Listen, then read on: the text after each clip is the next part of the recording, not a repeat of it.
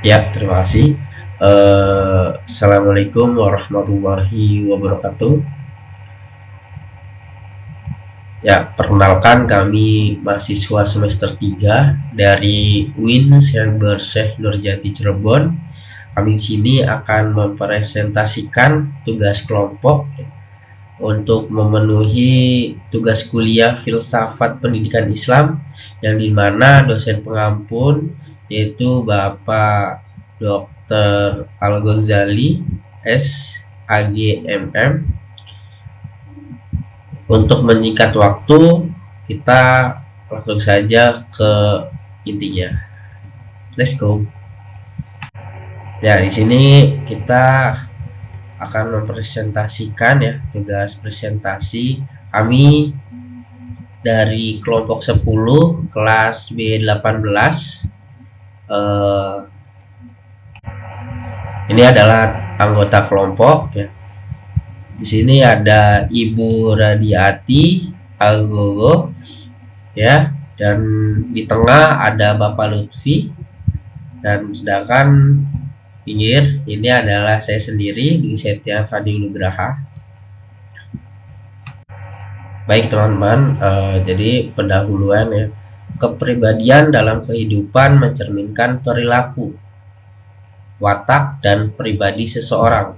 Bagi seorang muslim, kepribadian yang baik mencakup tingkah laku, aktivitas jiwa, dan filsafat hidup yang menunjukkan pengabdian dan penyerahan kepada Tuhan. Hal ini mencakup kebiasaan dalam sikap dan nilai-nilai yang berperan dalam tingkah laku individu itu sendiri ya, terhadap diri sendiri dan orang lain.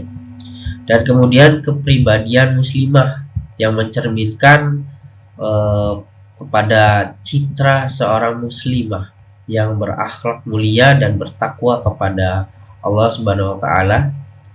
Filsafat Islam merupakan jalan untuk memahami ajaran agama Islam dengan pikiran yang kritis dan mendalam.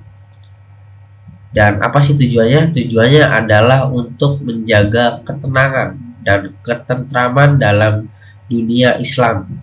Kepribadian muslim dan filsafat Islam merupakan konsep yang berakar dari ajaran Al-Quran dan hadis, serta mempengaruhi tingkah laku, aspek sosial maupun spiritual.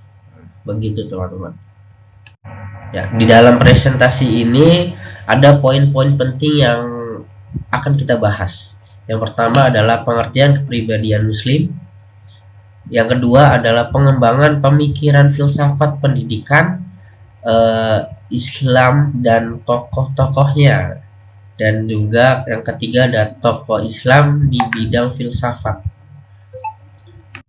Baik, poin pertama yaitu pengertian kepribadian muslim. Kepribadian muslim adalah suatu karakter atau sifat yang mencerminkan identitas dan keyakinan seorang muslim atau muslimah. Hal ini meliputi ada beberapa aspek ya, 4 gitu. Yang pertama adalah keimanan. Apa sih keimanan itu? Yaitu percaya kepada Allah, kepada malaikat, kitab-kitabnya, rasul-rasulnya, dan juga hari kiamat serta takdir. Yang kedua adalah akhlak.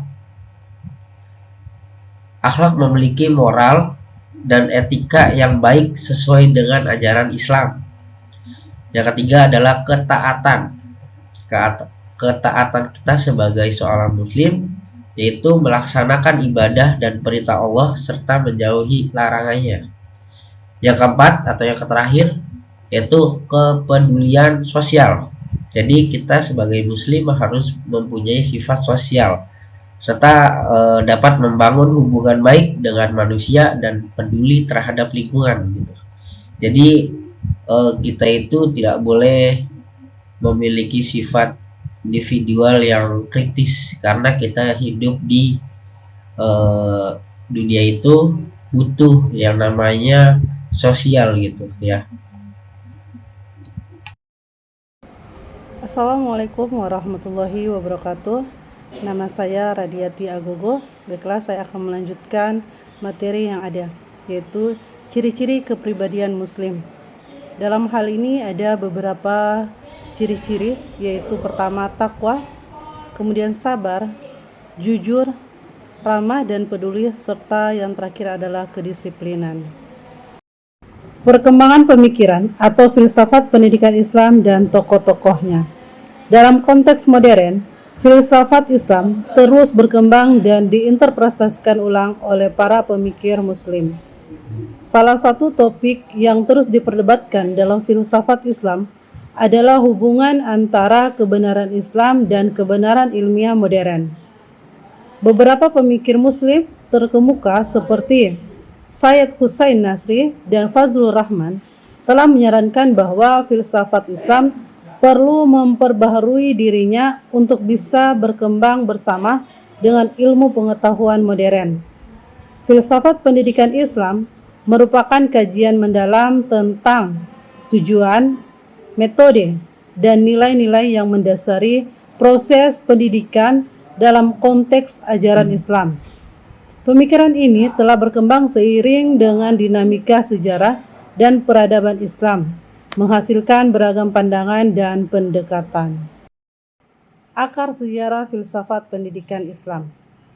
Akar filsafat pendidikan Islam dapat ditelusuri hingga masa Rasulullah SAW. Pendidikan dalam Islam bukan sekedar mentransfer pengetahuan, melainkan proses pembentukan karakter manusia seutuhnya yang beriman, bertakwa, dan berakhlak mulia. Al-Quran dan hadis menjadi sumber utama inspirasi dan pedoman dalam pengembangan pemikiran pendidikan Islam. Perkembangan historis filsafat pendidikan Islam itu terdiri dari beberapa bagian, yaitu pertama pada masa awal Islam, kedua masa klasik, ketiga masa abad pertengahan, dan terakhir ada dalam masa modern. Tokoh Islam di bidang filsafat terdapat beberapa tokoh.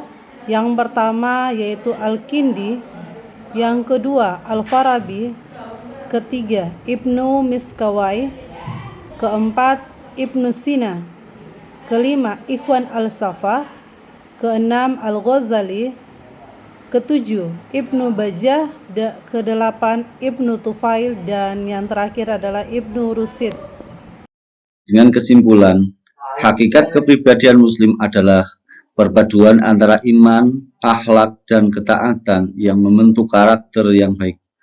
Kepribadian ini memiliki dampak positif tidak hanya bagi individu, tetapi juga bagi masyarakat luas. Dengan menerapkan nilai-nilai kepribadian Muslim, kita dapat menciptakan lingkungan yang lebih baik, damai, dan harmonis. Oleh karena itu, penting bagi setiap Muslim untuk terus memperbaiki dan mengembangkan kepribadiannya sesuai dengan ajaran Islam.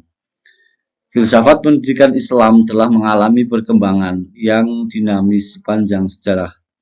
Pemahaman yang mendalam terhadap pemikiran-pemikiran para pendahulu dapat menjadi bekal bagi kita dalam membangun pendidikan Islam yang berkualitas dan relevan dengan tuntunan zaman. Tentunya kami dalam kelompok 10 ini sudah menyadari jika dalam penyusunan makalah di atas masih banyak ada kesalahan serta jauh dari kata sempurna. Adapun nantinya kami kelompok 10 akan segera melakukan perbaikan susunan makalah itu dengan menggunakan pedoman dari beberapa sumber dan kritik yang bisa membangun. Terima kasih atas semuanya. Demikian pemaparan dari kelompok 10. Terima kasih. Wassalamualaikum warahmatullahi wabarakatuh.